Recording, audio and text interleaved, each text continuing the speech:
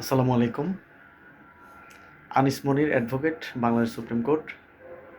আমি একটা গুরুত্বপূর্ণ বিষয়ে কথা বলবো। ফেসবুক। আপনার ফেসবুকের ফ্রেন্ড লিস্টে কতগুলি ফেক আইডি আছে, এটা কি কখনো চেক করে দেখেছেন?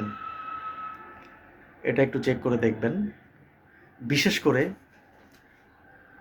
আমি লক্ষ্য করেছি বা আমার কাছে এরকম প্রবলেম এসছে, বিশেষ করে ইন্ডিয়ান ফেসবুক হ্যাকাররা আপনাকে ফ্রেন্ড রিকোয়েস্ট দিয়ে থাকবে।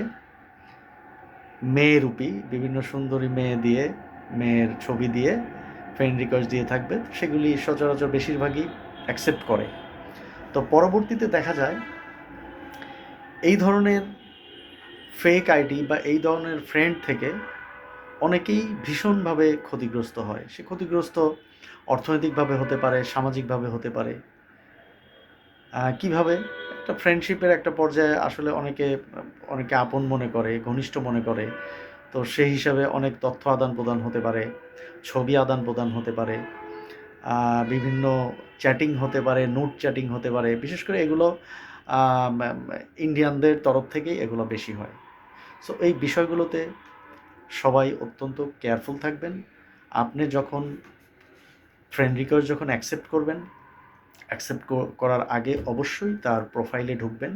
প্রোফাইলে ঢুকে তার কী অবস্থা দেখবেন। আসলে অ্যাট এ গ্ল্যান্স আপনি যদি কারো প্রোফাইলে ঢোকেন, আপনি ঢুকলে যেহেতু ফেসবুক চালানোর ন্যূনতম অভিজ্ঞতা যদি কারো থেকে থাকে, আপনি তার প্রোফাইলে ঢুকবেন। ঢুকে তার প্রোফাইলটা চেক করবেন, মোটামুটি A to Z চেক করবেন। চেক করলে আপনি বুঝতে পারবেন ওই আইডিটা ফেক নাকি ওই আইডিটা অরিজিনাল।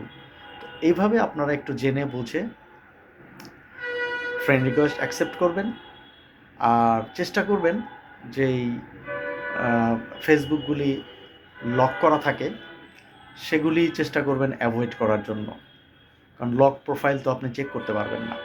যদি আপনার নিতান্তই পরিচিত কেউ হয় সেটা ভিন্ন বিষয়। তো এই হচ্ছে অবস্থা। আমরা এই বিষয়ে আমরা অনেক সমস্যা পেয়েছি, যে কারণে আমি এই ভিডিওটা করলাম। আপনারা ফেক ভিডিও ফেক আইডি সম্পর্কে অত্যন্ত সচেতন থাকবেন। এটা আপনার দৈনন্দিন জীবনের একটা বড় ধরনের ক্ষতির কারণ হতে পারে।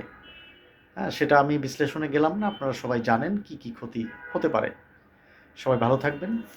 আল্লাহ হাফেজ।